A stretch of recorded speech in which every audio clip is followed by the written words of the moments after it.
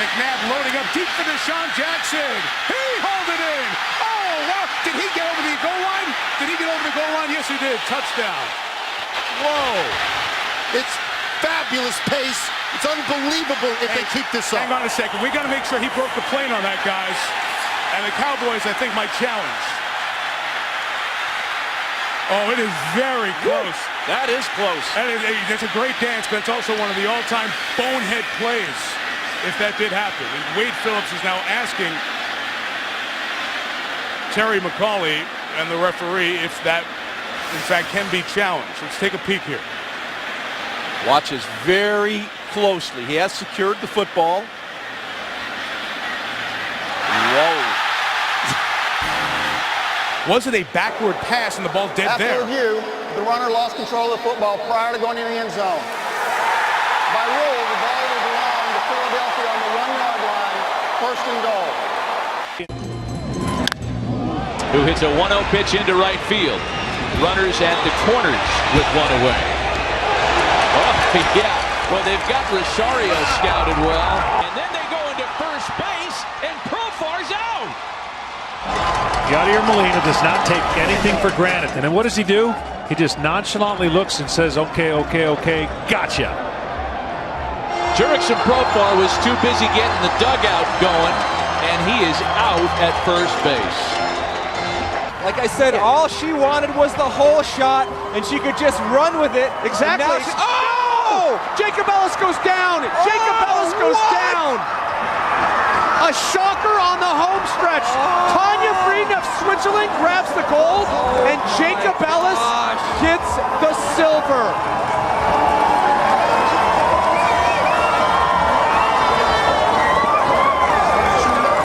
You know, I don't want to speculate here, but no, she fully did. She tweaked out an air, and that's what put her down.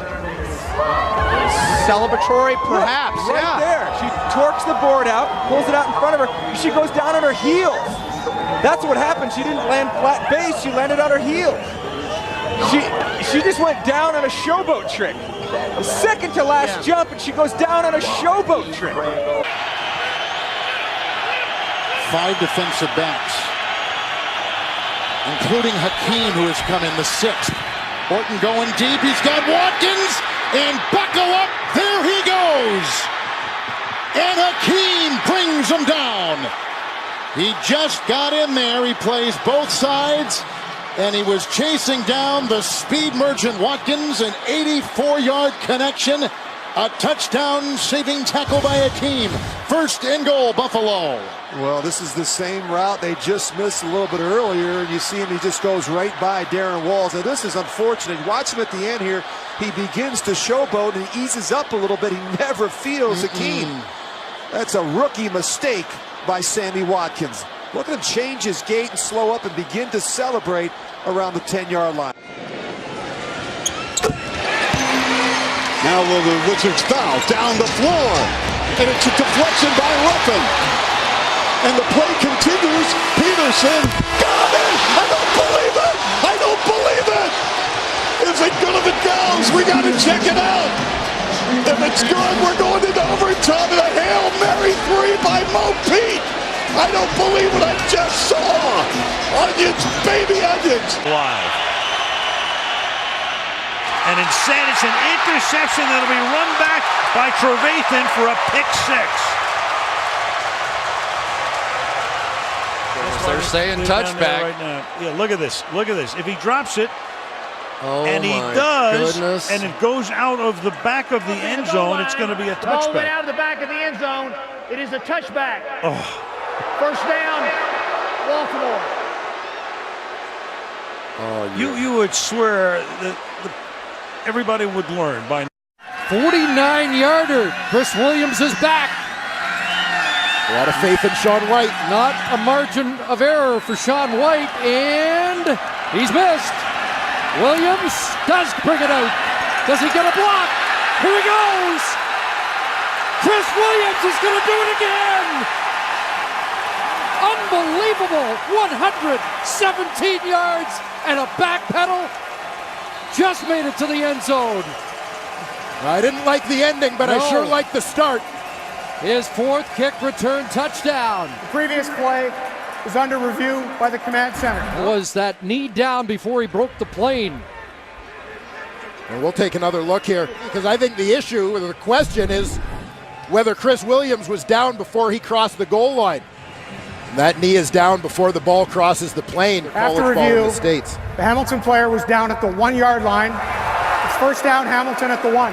So we'll call it a 116-yard return and no touchdown. Make room for themselves. Here's a chance. Eiserman! Oh, he just couldn't finish it off as Wall was down. Eiserman in front again, another chance, and a big stop, and the puck's in.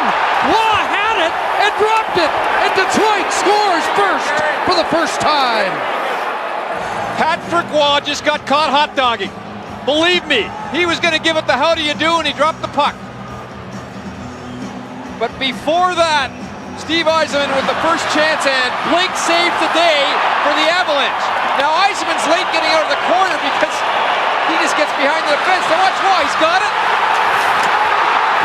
And then he drops it. And he thinks he's got it in his glove, and I'm not so sure he was giving it the old, look what I got.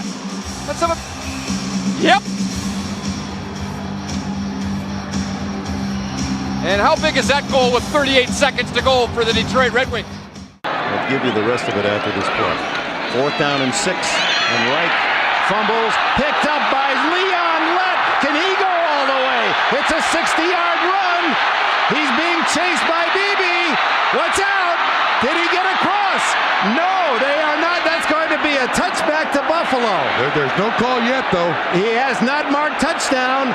It was knocked out of his hands and went out of bounds in the end zone, which would give it to Buffalo at the 20. And the call by hand The play has been ruled as a fumble in the field of play.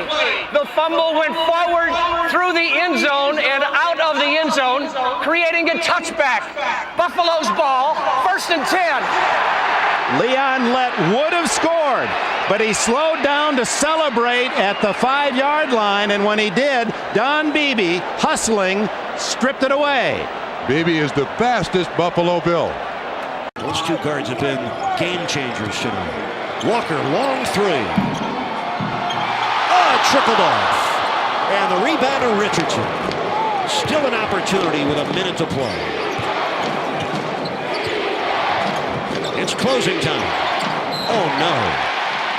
Out at Raven Stadium. Shotgun, Kitna buying some extra time. Throwing too high and intercepted. Picked off by Ed Reed, the rookie. Reed weaving through traffic. Remains on his feet. Here's Reed across the 20, across the 10. Loses the football into the end zone. Who's got it? Loose football. Reed started showboating a bit with the ball extending. And a pile-up. It's going to be a touchback. How about that? Wow. Big rookie mistake by Ed Reed. He thought he had daylight. His way through traffic, picking up some block. But watch T.J. Hushmanzada, who's hustling, strips the ball. Gary Baxter, number 28, can't come up with it. Neither can James Trapp.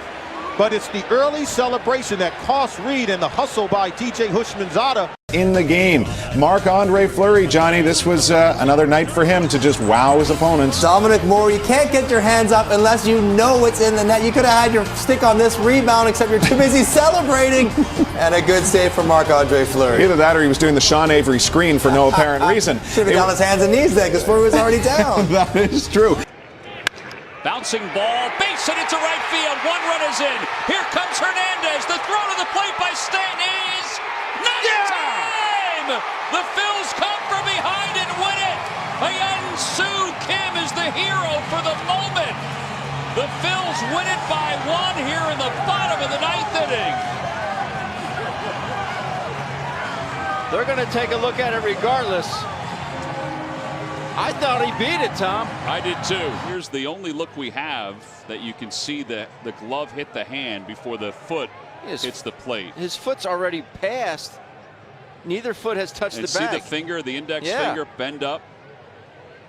All right, here we go. Here's the call.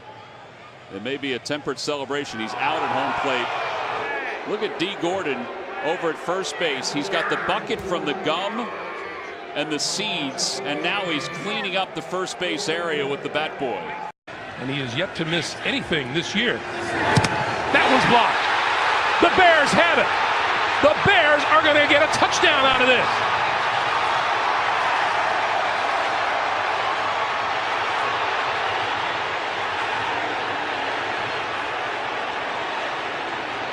Now they're ruling. Let's see what they rule in the end zone. There's a penalty marker down. I think that ball was knocked out before he crossed the goal line. At least from here, way back at midfield where we're sitting in the booth.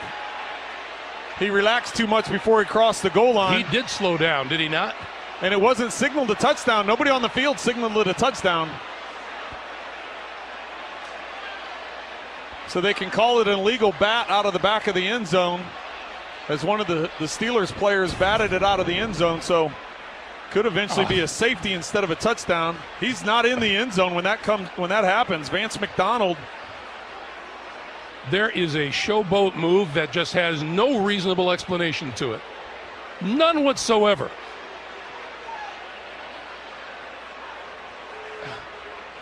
Every NFL player should be required to watch Super Bowl highlights. For them offensively as well. Now, Plexico Burris is a real nice player, the wide receiver, but you know what? Showboat later, will you please?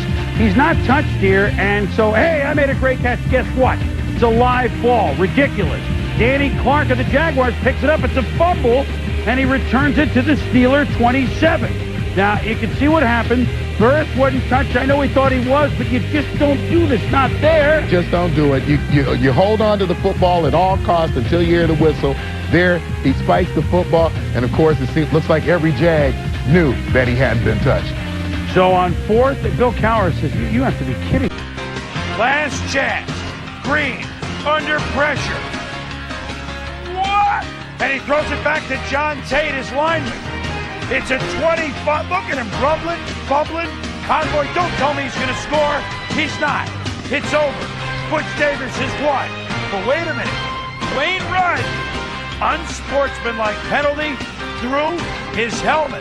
Yes, it may have been in celebration, but Tom, it's the rule. Well, you can't even remove your helmet on the football field while the ball is still in play. So that's the first mistake, the throwing of the helmet as you're celebrating. The second mistake. And so it cannot end on a defensive penalty.